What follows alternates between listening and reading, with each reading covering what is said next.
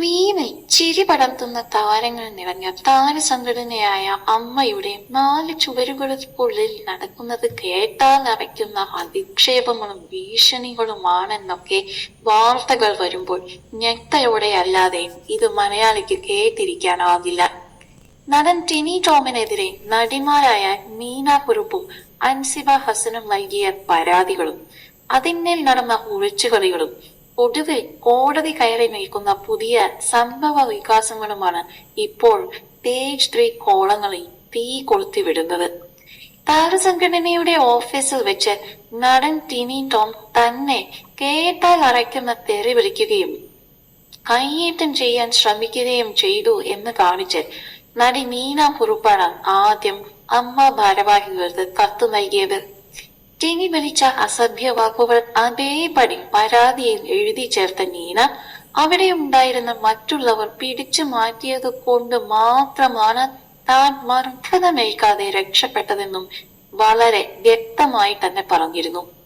ഇതുകൂടാതെ മറ്റൊരു ഭാരവാഹിയായ അൻസിബ ഹസനെ മത തീവ്രവാദിയാക്കാൻ ടിനി ടോം ശ്രമിച്ചതിന് താൻ സാക്ഷിയാണെന്നും രണ്ടാം അച്ഛനെ ചേർത്ത് അവർക്കെതിരെ നീചമായ ലൈംഗികാപവാദ കഥകൾ ടിനി പടച്ചുവിട്ടു എന്നും മീന കുറുപ്പിന്റെ പരാതിയിലുണ്ടായിരുന്നു.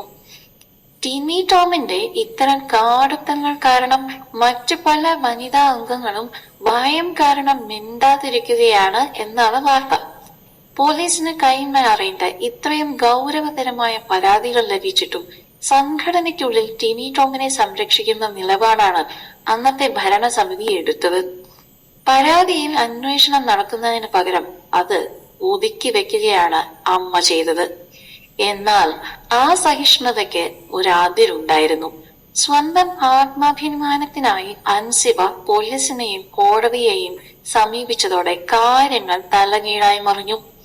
കേസെടുക്കാൻ മടിച്ച പോലീസിന് എറണാകുളം പ്രിൻസിപ്പൽ സെഷൻസ് കോടതിയുടെ കനത്ത താക്കീത് ലഭിച്ചതോടെ കടവന്ത്ര പോലീസ് ടിനി ടോമിനെതിരെ FIR രജിസ്റ്റർ ചെയ്യാൻ നിർബന്ധിതരായി.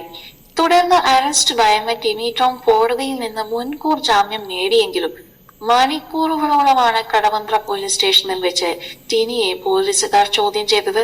ഇതിന് പിന്നാലെ ദൈവത്തിന് സത്യമറിയാം, കൃപാസനം വിശ്വാസി എന്ന പോസ്റ്റുമായി സോഷ്യൽ മീഡിയയിൽ ടിനി പ്രതിരോധം തീർത്തെങ്കിലും നിയമത്തിന് മുന്നിൽ താരം ഇപ്പോൾ ശരിക്കും പെട്ടിരിക്കുകയാണ്.